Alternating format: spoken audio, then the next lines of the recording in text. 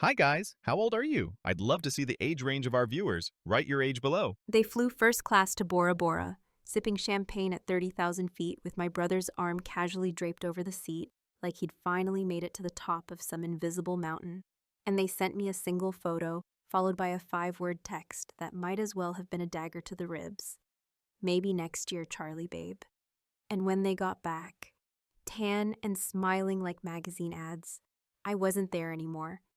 And neither was the spare key they always counted on under the mat. The one they assumed would still be waiting for them, just like I always was. Look, I didn't expect a vacation. I didn't even expect a souvenir magnet or a cheap postcard.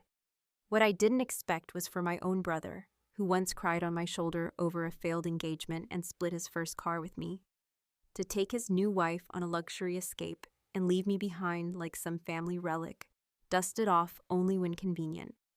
I had kept our house together, literally, the old family house we inherited when Dad passed, where I paid most of the bills and handled the plumbing and the lawn and the groceries, while he went off to be the success story. When he got married to Dana 2 years ago, I didn't complain when she started calling the shots. I didn't speak up when they took the master bedroom for themselves and let me keep the one with the cracked window and creaky radiator. And I sure as hell didn't say anything when Dana hung a tacky wooden sign in the kitchen that read, "Family is everything." The lead up to that vacation was like watching a slow-motion punch to the face. Dana was all whispers and winks for weeks, and when I asked what they were planning, she'd brush it off with a syrupy, "Oh, just something small, nothing you'd want to sit through." I got bits and pieces from social media, Bora Bora of all places. Luxury bungalows over clear blue water, spa treatments, room service, first-class flights, the works. My name was never brought up once, not even as a joke, not a hint of inclusion. And then, on day 2 of their trip, that text. 5 damn words. I stared at it for a good 10 minutes. Maybe next year, Charlie babe? That little babe tacked on at the end like an afterthought, like sugar over a pile of crap. And it hit me. This wasn't just about a trip. This was about my place in their world, or rather, the place I no longer had. That week, everything just kind of cracked open. My hours at the dental office got cut without notice. Apparently, some younger hygienist with a social media following and a bright smile was better for the vibe. My second job, freelance writing for a local parenting magazine, ghosted me when the editor's niece decided she wanted to give it a try. And then, to really drive the knife in deeper, my brother posted a story from a private yacht with a caption that read, "Surround yourself with people who lift you higher." The only people on that yacht were him and Dana. Message received. The silence in that house while they were gone was deafening. Every creak in the wood floors reminded me of how long I'd lived in that place. 36 years, 22 of them under the same damn roof, and how I had never once taken a trip longer than a weekend drive to Lake Placid. The fridge still had my shopping list taped to it. My name was still on the electric bill. And yet, in every way that counted, I had already been written out of the picture. I remember walking out to the porch on a quiet Wednesday afternoon and looking down at the doormat. That hideous brown mat Dana picked out with the cheesy cursive "Welcome" that she thought was so classy. Beneath it, as always, was the spare key, the one we all pretended was just a backup, but which had come in handy more times than I could count. I stared at it for a long time. Then I picked it up, turned it over in my hand like it was something sacred, and slipped it into my back pocket. It wasn't some grand moment of rebellion. It was just a choice. A single decision in a long line of moments where I had been left out, overlooked, or underestimated. That night, I couldn't sleep. I lay in bed listening to the wind scrape against the window and thought about what it meant to really disappear. Not just go somewhere, but remove yourself so completely that when people finally look up, you're already gone. I thought about my mom, how she used to say that women don't break all at once. They chip, a little piece at a time, until one day someone looks at you and realizes there's nothing left they recognize. At 6 the next morning, I made coffee, strong, bitter, the way I like it. I took a long shower. I dressed like I had somewhere important to be, even though I didn't. Then I packed a bag, nothing dramatic, just a duffel with some clothes, my passport, a wad of emergency cash I'd been saving for no reason I could explain, and I walked out the door. I didn't leave a note, I didn't text, I didn't lock the front door. I just walked away. And the key? That spare key they always counted on? The one they assumed would be there like always? Let's just say it found a new home. When they returned from Bora Bora, tan and carefree and ready to resume the show, I wasn't waiting in the kitchen. The car wasn't in the driveway. My bedroom was empty, the fridge was bare. And when they reached under that mat to grab their precious backup plan, nothing. Not a key, not a note, not a trace. Only silence. The first thing I learned about disappearing is that it's not nearly as glamorous as it sounds.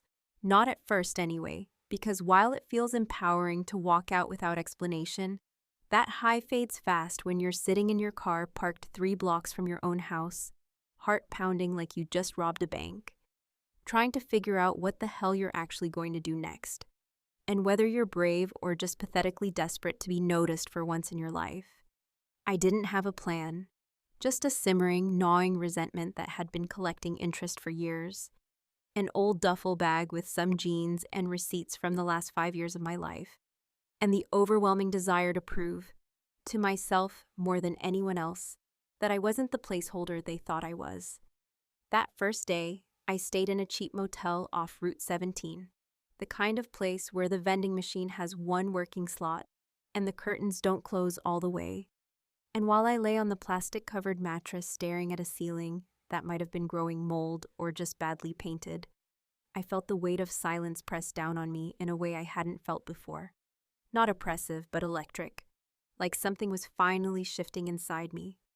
I imagined them unlocking the door with that key, only to find it missing, their confident routine stuttered by something so small and unexpected, and the image made me smile in spite of myself. Not because I wanted to hurt them, but because I needed to know they'd feel, if only for a moment, the kind of absence I'd been living with for years. The next morning, I drove back into the neighborhood. Not to return, God no, but to see it. To stand on the other side of my old life like I was visiting someone else's story. I parked far enough away not to be recognized, pulled my hood up, and watched the house from across the street. Their car hadn't moved. The porch was undisturbed, but the tension, it was there, thick in the air, like static before a storm. I wondered if they'd tried the door yet, if they'd lifted that mat and found nothing but concrete and their own arrogance staring back at them. I imagined Dana swearing under her breath, her perfect little vacation glow cracking just a little, and my brother, Mark, blinking like someone turned the lights off in a room he thought he owned. Later that day, I let myself back into the house through the side window, the one in the laundry room that never quite locked right, which I had reminded Mark about more than once over the years, but which he never got around to fixing, probably because he never imagined anyone but me would use it. I stood in the kitchen for a long time, just listening. Everything was exactly where they left it, pristine and hollow. Dana's scented candles, her fruit bowl with artificial lemons that she dusted like they were antiques, the dumb sign above the pantry door that said good vibes only, like that was something you could order online and expect to stick around.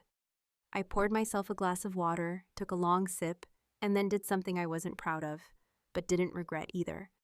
I logged into our shared Netflix account, the one under my email because Mark never bothered updating it after he moved back in, and I renamed all the profiles. His became self-important ass. Dana's was Queen Petty, and mine, I renamed mine, You Miss Me Yet? I changed their watch history to random stuff, documentaries on serial killers, conspiracy theory trash, and children's cartoons. Just enough to mess with the algorithm. I knew it was childish, beneath me even. But the truth is, sometimes pettiness is the only language people like them understand. Later that evening, I returned the house key, not under the mat, but taped to the back of the toilet tank in the guest bathroom. The one Dana hated because she thought it made her look bloated under the mirror light. I didn't want them to think I was stealing anything. This wasn't about theft. This was about something more subtle. reclaiming my presence in the one place I'd never been given true ownership of, even when my name was on the deed. A few days passed.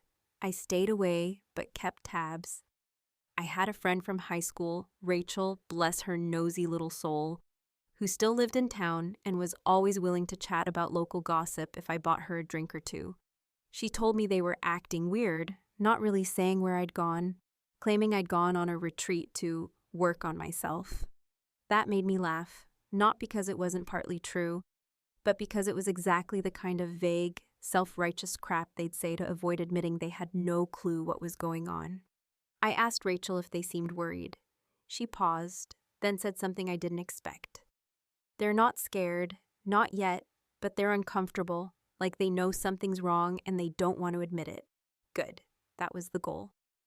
The next weekend, I stopped by their favorite brunch place, not inside, just to the parking lot. I knew their schedule: Eggs Benedict at 9:30, mimosas by 10, Mark always ordering extra toast, and never tipping more than 10%. I slid a note under their windshield wiper. It was simple. Just a scrap of paper that said, "By the way, I know."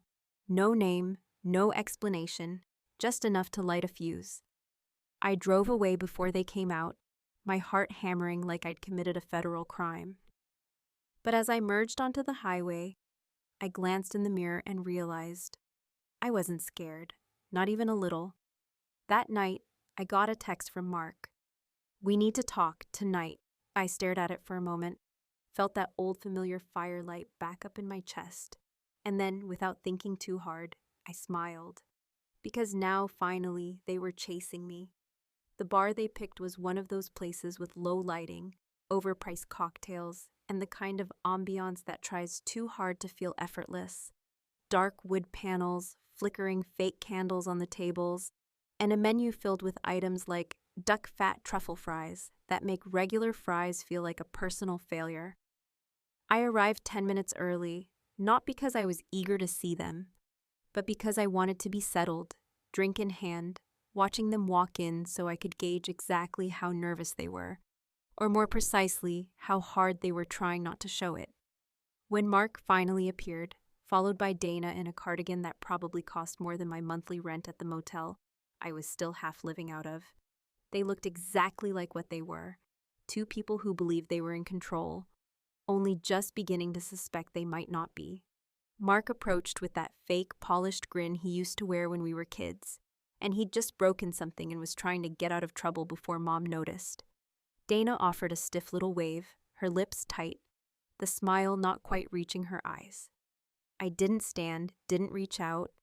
I just nodded toward the seats across from me and waited for them to sit down, which they did, hesitantly, like they weren't sure whether I was about to throw a drink or burst into tears. I did neither. I just picked up my glass, took a slow sip, and met their eyes with a calm I'd practiced in the mirror for 3 days straight. Mark was the first to speak, and of course he started with the classic, "This is all a misunderstanding," as if I'd accidentally vanished, as if they hadn't deliberately excluded me from their Bora Bora fantasy, as if the spare key under the mat hadn't represented years of unspoken expectations I was finally done living up to. He leaned forward, hands steepled like he was some kind of therapist trying to reach a troubled patient, and said, "Charlie, we were worried. You disappeared, and we didn't know where you went. That's not like you." I laughed. I didn't mean to, but it came out sharp and sudden, cutting through the carefully curated atmosphere of civility they were clinging to like a lifeline. "What's not like me?" I asked, keeping my tone light. "Being unpredictable, or not making myself convenient for your plans?"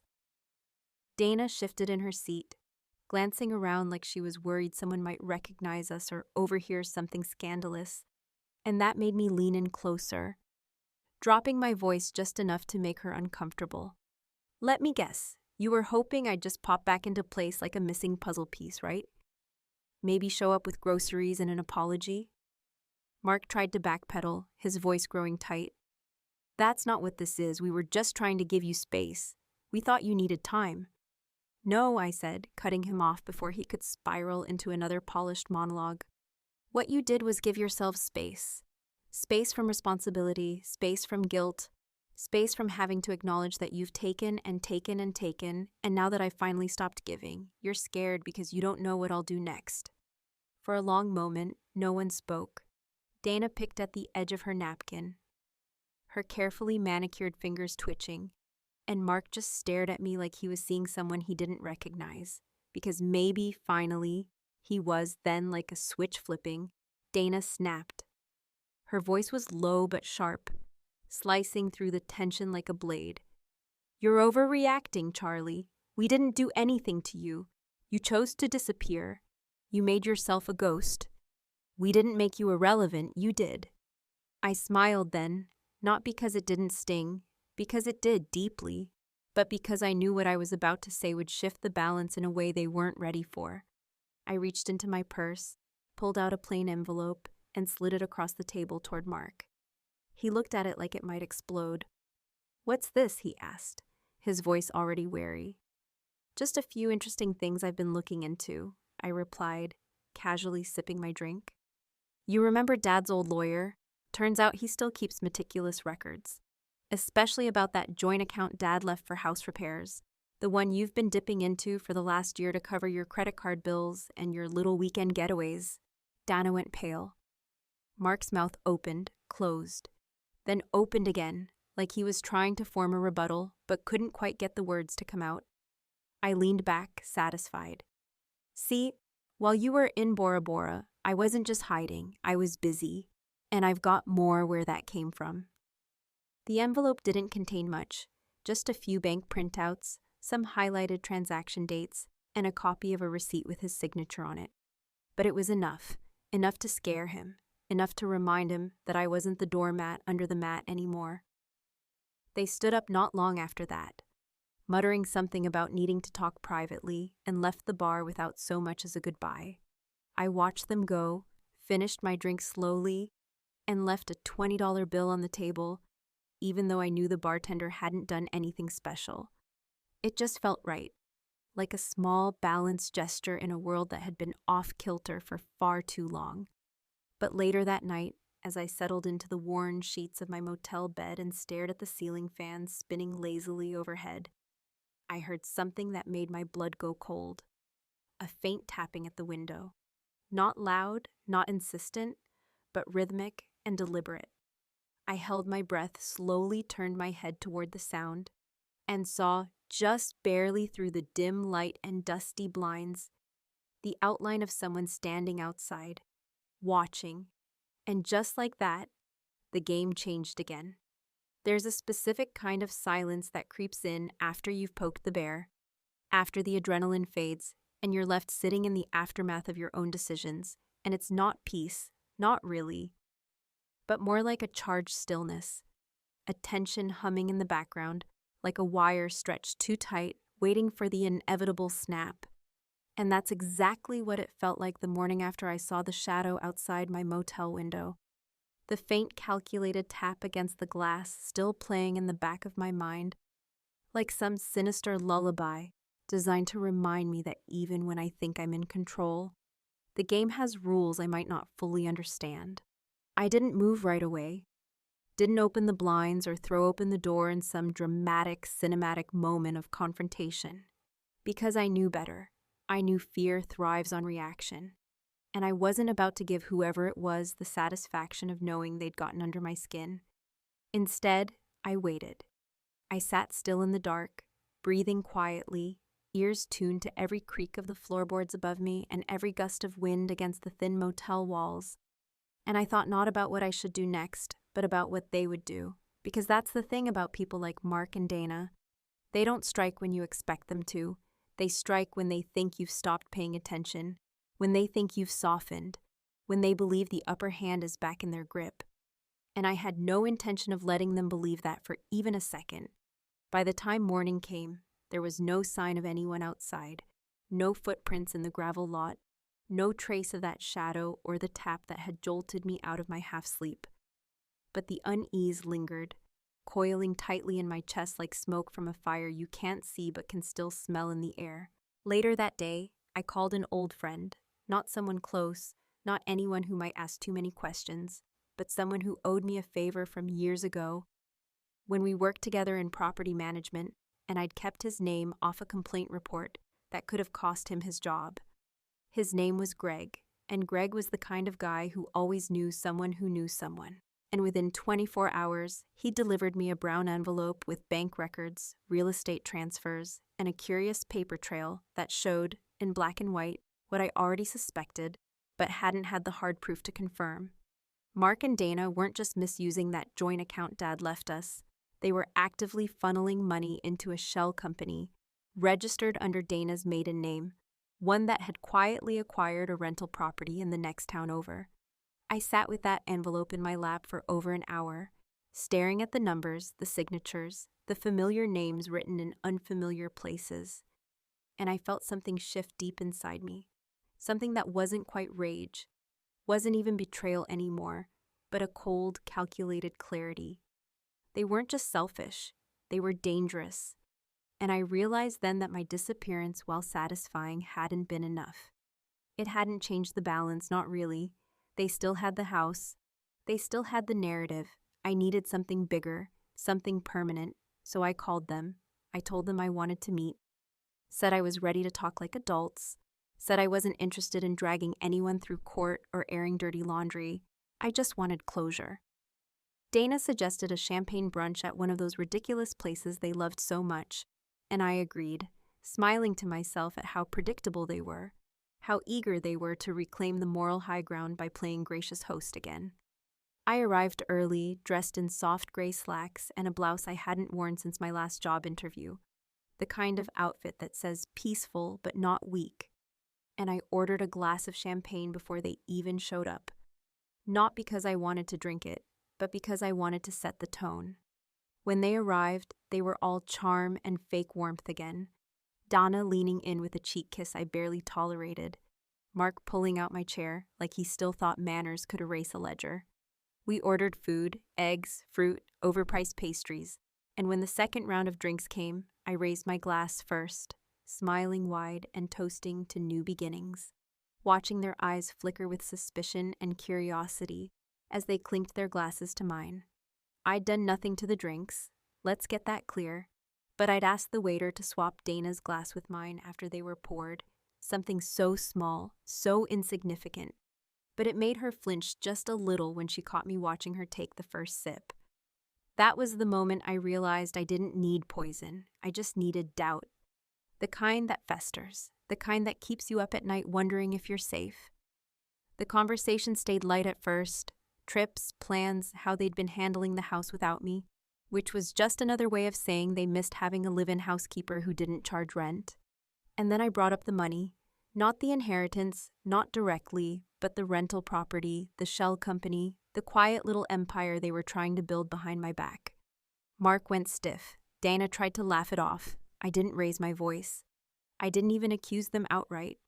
I just said, it's fascinating what you can find in public records when you know what to look for, and watched as the color drained from Dana's face, slowly like a curtain being drawn in reverse. They didn't admit anything, not then, not out loud, but they knew the game had shifted, knew I had something they didn't anticipate, and just when the tension reached that breaking point, I stood up, dropped my napkin on the table, and said, I think I've said all I need to say. I left them sitting there, frozen between fury and fear, and walked out into the bright sunlight of a late Sunday morning, feeling like I'd finally pulled a thread that would unravel everything. But the twist came later that evening when I returned to the motel and found a package slipped under my door. Plain, unmarked, no note, just a manila envelope with photos inside. Photos of me, not just in town, not just at the brunch, but outside their house, outside the motel, in my car, walking alone. Someone had been watching me, tracking me, keeping tabs. And in that moment, it hit me. I wasn't the only one planning something. There's a unique heaviness that settles in your chest when you realize you've crossed a point of no return, a weight that doesn't come from fear exactly, but from the deep, unsettling understanding that whatever innocence or ambiguity once existed in your actions has officially evaporated, replaced by a cold, undeniable resolve to finish what you started. no matter how far it takes you from the person you used to be, or the person you told yourself you still were. Sitting on the edge of that motel bed, my fingertips pressing into the edges of the photos someone had taken of me, candid, quiet shots that made me look almost like a stranger to myself, I felt the last thread of hesitation snap inside me, not with a bang, not even with anger, but with the same steady detachment that comes when you finally accept that survival sometimes requires more than endurance. It requires strategy. The photos were detailed, some zoomed in tight on my face, others taken from a distance but unmistakably recent, one of me leaving the brunch spot, another from across the street as I stood outside the old hardware store, a few from the parking lot of the motel, taken from an angle I didn't recognize. Someone had been watching me not for days, but for weeks, maybe longer, and the realization that I wasn't the only one playing the game shook me, but only for a moment. Because tucked inside that envelope, beneath the last photo, was something even more deliberate than surveillance. A single sheet of paper with one sentence typed in the center, no name, no signature, just 8 words in bold black ink. You think you're the only one watching? I didn't sleep that night. I sat awake with the lights off, thinking not just about who had sent the package, but about what it meant for everything that had come before. About how carefully I had orchestrated each move, each conversation, each disappearance, and how somehow someone else had been one step ahead, or at least close enough to see me clearly, even when I thought I was invisible. At first, I suspected Dana. Her control freak tendencies made her a natural candidate, but the style didn't fit her. It was too quiet, too calculated, too precise. Mark lacked the subtlety, and anyone they might have hired wouldn't have known where to find me without inside help, which led me to the only conclusion that truly made sense. Someone I trusted had betrayed me. And so, in the stillness of those early morning hours, I made my decision. If I was going to go out, I was going to go out on my terms.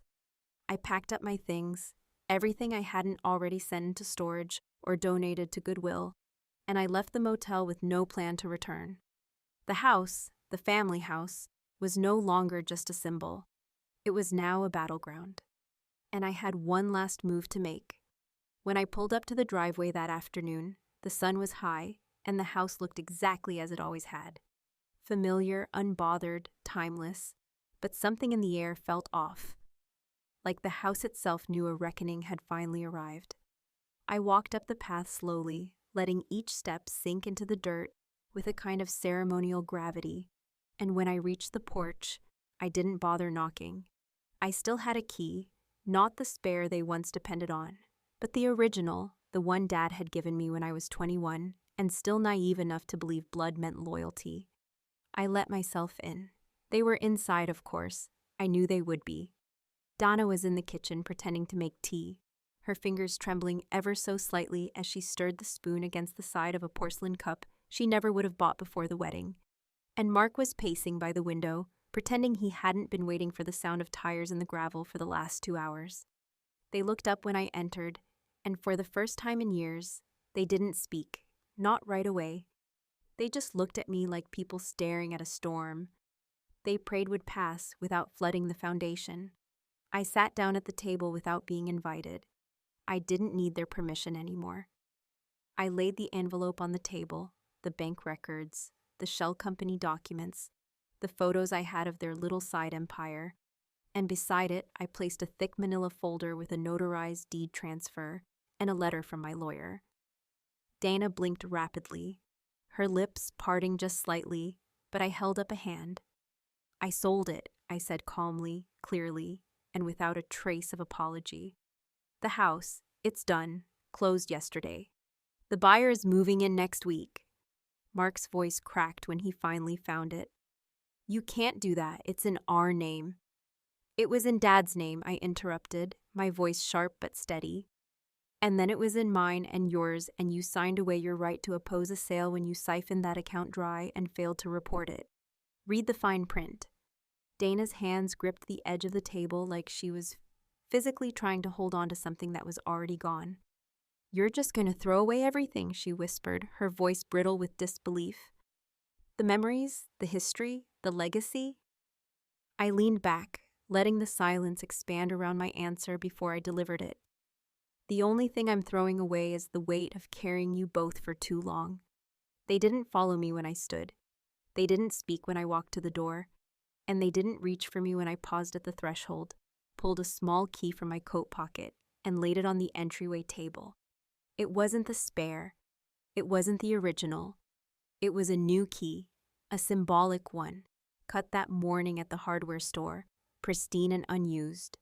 A key that opened nothing but closed everything. I walked away without looking back. I didn't need to. In the weeks that followed, I never heard from them again. Not a call, not a letter, not a message scrawled in guilt or anger. The silence wasn't comforting, but it was clean. And in its place, I found something that had eluded me for most of my life. Not happiness, not yet, but space. Real, untouched space. Somewhere out there, they're probably still trying to figure out what happened. How the girl who always stayed quiet, always stayed home, always stayed useful, managed to burn down the illusion without ever lighting a match. But I know, and that's enough. Because sometimes the most satisfying revenge isn't loud or messy or dramatic. Sometimes it's just gone.